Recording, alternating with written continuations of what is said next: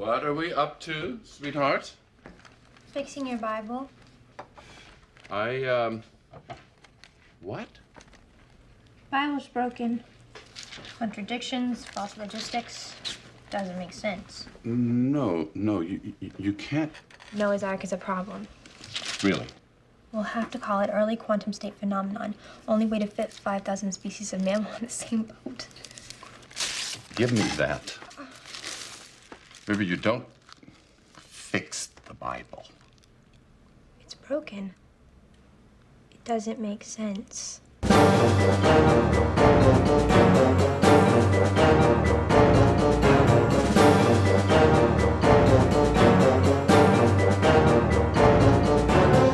Oh my God. Oh, your God what? Oh, well, not my God, because I defy him and all of his works. Does he exist? Is there word on that, by the way? Nothing solid.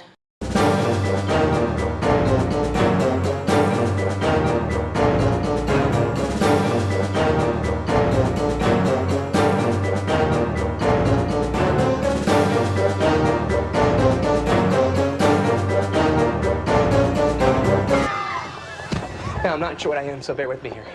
And now I lay me down to sleep. Shema Yisrael. Om.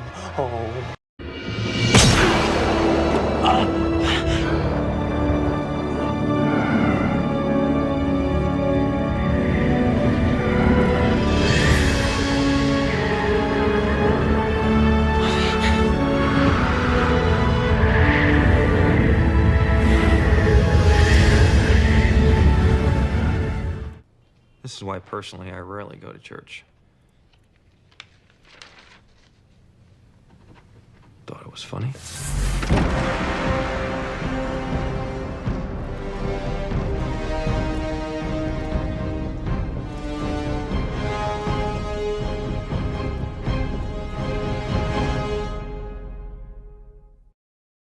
I'm Lewis Ward. I'm a sophomore here at Harvard, and I'm the president of the Harvard Secular Society. And I'm here to introduce the recipient of the 3rd Annual Lifetime Achievement Award in Cultural Humanism, Joss Whedon, which I'm sure you all know. Joss is very well known for creating Buffy the Vampire Slayer, Firefly, Dollhouse, and a bunch of other really great things. And I really just would like to mention that we're not giving him a Lifetime Achievement Award because we think his career is over. I really hope he has a long career ahead of him. We all just really wanted to meet him.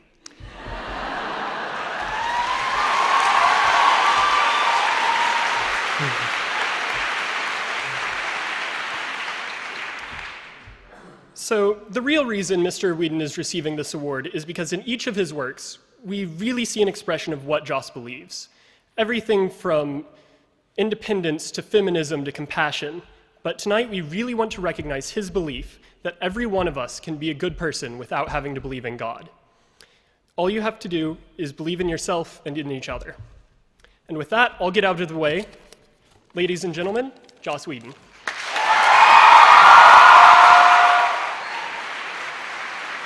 All right. So, and Dave Neosi, if you're here too.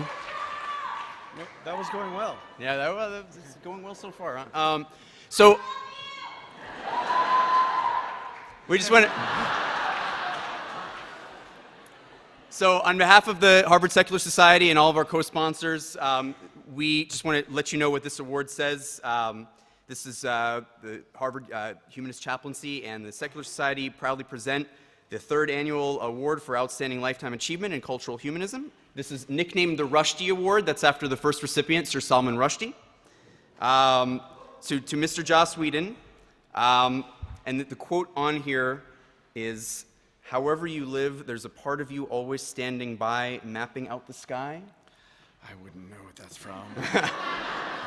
So it was recommended by Joss's wife, actually. And then here, Lewis, would you want to read the quote from Salman Rushdie here? Where is it? So there it is, on the crystal. Okay. Not even the visionary or mystical experience ever lasts very long. It is for art to capture that experience, to be, for a secular materialist culture, some sort of replacement for what the love of God offers in the world of faith. Salman Rushdie. So, Mr. Whedon, Joss, thank you so much for being with us, and congratulations. Thank you. Thank you. This is very exciting. This award has such a long and storied history. No, I just came from the Streamies, which that was their first. So this is venerable and ancient, but does lead to some questions that we have to ask ourselves. First and foremost, what is cultural humanism?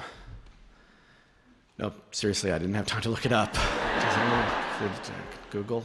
Is it for Google phone? My wife asked me that last night. She's like, "So what? You're getting a humanity award? What are they, idiots? You hate people."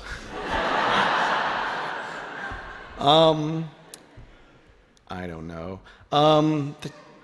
There's a case to be made for hating people, called history. There's just, you look back, there's a lot of, it's nasty, there's the Holocaust and the Bush administration and a lot of things that we're going to look back on with shame. A lot of these things, these most terrible things I find, very often seem to be associated with religion. Crusades, stuff like that. People fighting wars over land that's supposed to have some meaning other than the fact that it's land. And generally speaking, where there is atrocity, at some point religion rears its head. On the other hand, there is also the whole, thou shalt not, feed me to a lion if that's all right with you, which was a big advancement. And religion tends to be associated with that as well. Basically, the best and the worst, it always seems to be around. And I've thought about it a lot in my life. I went to boarding school in England where we had to go to services every morning. I heard a lot of sermons and we had to take divinity classes. So I really got a chance to find my own way, but also get a lot of sort of indoctrination and a lot of education in particularly the Church of England, Christianity.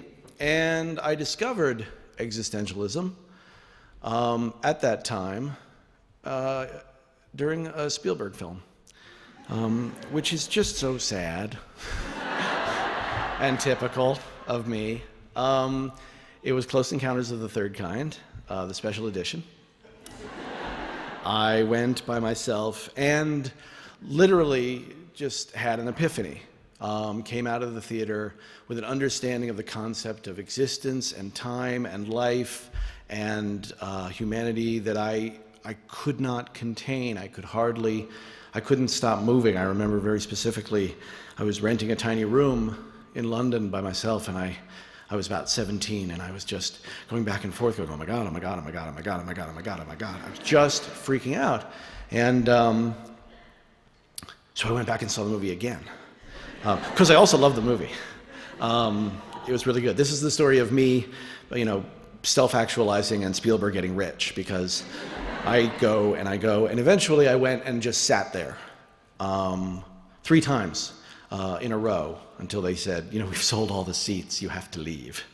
The reason I bring this up in particular is that I understood right away that what I was doing was not just watching a movie that I liked or even loved, was not just revisiting this experience that I'd had, this extraordinary epiphany of the nature and reality and magnitude and ecstasy of pure meaningless existence. But I was also creating a ritual very consciously. Like I said to myself, oh, I seem to be creating a ritual. I spoke like that then, because I was in England. And I was terribly sexy. And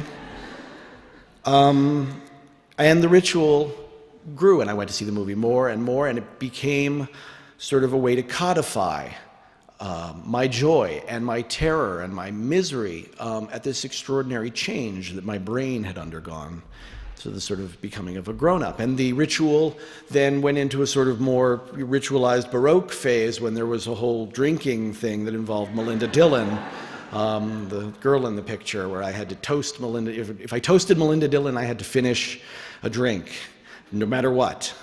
And occasionally I'd sneak out to a pub and forget, with a pint of beer in my hand, and toast Melinda Dillon, and then realize I have to finish the whole thing in one sip. And I never didn't. This is not a virtuous tale necessarily, but the point was I was true to my ritual. And the reason that I go on about this is because it takes me back to all that stuff that happened in history that's supposed to be associated with religion is in fact merely associated at its core with humanity. Wars that are ostensibly religious are always wars of domination, whether it's domination of territory or thought. People wanting to help each other is an example of people wanting to help each other. It's something that's a part of us. It's something that is in us, good, bad, the dark and the light that are fighting within each of us. And Anakin, particularly, he's having problems with that. It predates religion. It almost predates thought. And realizing that in walking away from any organized religion, I was organizing my own existence, made me realize that what religion is doing is answering a human need that's not going away. It is a tool that we created. To me, it's a bit of a blunt instrument. It's a bit of a club, and now we have a socket wrench so that we can put the club away. But for the majority of people in the world, it's not. And I think the most important thing is, first of all, that religion offers, besides saying people want to take comfort. And yes, they do. We would love to think that there is a great big, mommy in the sky who's going to look after us and not get old or be mean or, tell us she didn't really want to have us and then lock herself in a room for 2 days with a box of wine. That wasn't my mom. That was, just so we're clear. But it is very easy to it's very easy to look down on faith when you have none. Just as it's very easy for every single religious person I've ever met to laugh in my face because they assume that because I do not have a belief system that they understand, I don't have a system of belief. I don't have a moral code. I do. I try to be a decent person. I do this because I think what I do matters, because it's what I did, and not because it's in a grander scheme. That's just what I think. I think that if I hurt somebody, then whether or not I'm ever punished for it, I hurt somebody. And in order for our species to continue, there has to be something in us that goes, that's not okay, because somebody might do it to me, and also because as we evolve, we realize, oh, that's also not okay because I just don't want that. I don't want to hurt people. It's in us. But we will need to figure out some kind of system. Because right now is a good time. Right now, things are not terrible for a non-believer. Okay, we got a shout out during the inauguration. That was amazing. That has to be a political first. I mean, one of the biggest things in politics is establishing your religious street cred. But the fact is, just by Obama saying, including non-believers in his speech, I felt something that I've never felt before in my life. And I've had people come up to me and say, oh, you wrote this thing, and I was able to come out, and it's meant a huge amount to me that people say these things to me, but I never, until that moment, I was like, oh, that's what that feels like. I matter. I'm a person. They counted me then. The last people I expected to, politicians. And there's also a lot of, bestsellers like God is Not Great and The God Delusion that people are making the case that, a very cogent case that maybe we have things a little bit mixed up in the general belief system. But I find those books to be, they're old news for me. If they're making other people think in a new way, that's exciting. But for me, the important thing is not that we're right. The important thing is, where do we go from here? If we actually want to have a foothold in American or world society, how do we codify our moral structure without the sky bully looking down on us, telling us what we're supposed to do? And I'm here to tell you I don't really have the answer. I have a lot of really good ideas for other stuff. I think we should have more popes. I just think there hasn't been a good schism in a while, so maybe you get 3 different guys saying they've got God's ear. I think that's going to make a difference. Or town popes, or maybe a Fox show. So you want to be pope? So you think you can pope? Just that, maybe. Also, move the Holy Land to Jamaica. Because, first of all, if I was going to pick a land, okay, I wouldn't pick a desert. I mean, it's Jamaica. And second of all, who's going to fight? Just be like, I was supposed to bomb somebody. I totally forgot. I'm just saying, end of conflict. It would just solve everything. See, a lot of good ideas, but ultimately, they're short term. They're not lasting. I think that basically there is really only one answer, and it is education, education, education. This is the greatest invention, and it is something that we as Americans have an enormous amount of. We have an enormous amount of affluence compared to the rest of the world, and so we have the opportunity for every person here to be truly educated. That does not mean that every person will become secular or humanist or a non-believer. It does mean, however, that more people will stop lining up like lemmings when they see a Republican scare ad, or when Jerry Falwell tells them he's going to be taken up, or they got to give money, or whatever it is. The best in us will still exist even if we break down the systems that so many of us fight so hard to preserve. And the only way to break down systems truly, without violence and without chaos and without all the things that people think of non-believers as espousing, is education. It is categorically the one thing that we must bring to our neighborhoods, our people, our families, our world, other countries, not our beliefs. Education, free thinking. This is the thing that must be found. If we can push ourselves forward just a little bit in that respect, everything else falls into place. Because ultimately, and this is probably the only thing I should have said in the first place, the enemy of humanism is not faith.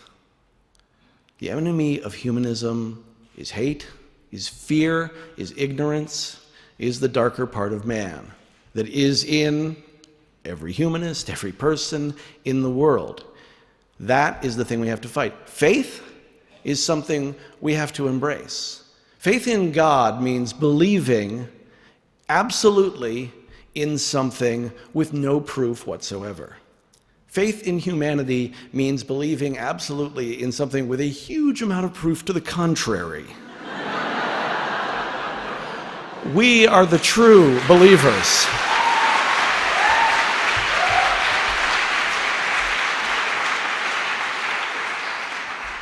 We are, in point of fact, the most cockeyed optimists, and we deserve to take our place as such. So it's very easy to be angry at the way we've been treated, at the way people treat each other, and the fact that a lot of it is in the name of religion. But the anger will take us so far and no further. We have to open our minds, and more than anything, let people open theirs to whatever it is they find. And that's what I have to say about that. Thank you so much for bringing me out here. Thank you so much. I have to say, I was going to say, I've been writing about some of these things, and I feel like I'm going to throw in a plug for my book now because Actually, I was going to. You've been plugging the ideas. I was going to, so you go ahead. No, thank you. It's a really important point that you've made, and I think it speaks to the work that we're doing here, and it speaks to your. I mean, you just kind of swept in here and really been able to get what we're trying to do, and I thank you for just sharing this kind of message with our students and with everybody here. It's wonderful. So his book is Good Without God, and it comes out. I couldn't resist. I'm sorry. It was like a twitch. No, I'm really just here to say that we're going to have students now ask you some questions about some of your work. So, cool. One thing I would like to point out too. I listened to the montage. I had never seen it, and the examples that were put up there, and some of the most notorious ones I can think of, are all answered by people of religious faith just as cogently. Which of course wasn't included on the montage, but I do think is an important part of what I'm trying to say here. That's where you have to listen to each other, and now I'll listen to you.